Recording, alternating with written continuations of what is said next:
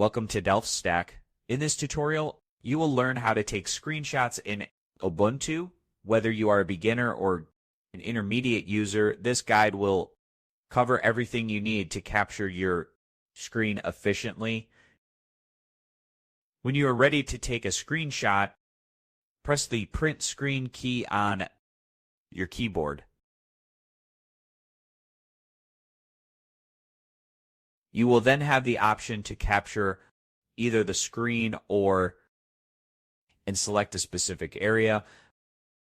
After making your selection, click on the capture button to take the screenshot.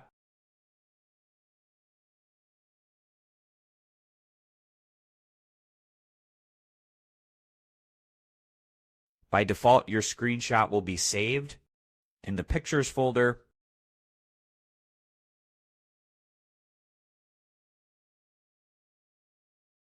Today you learned how to take screenshots in Ubuntu.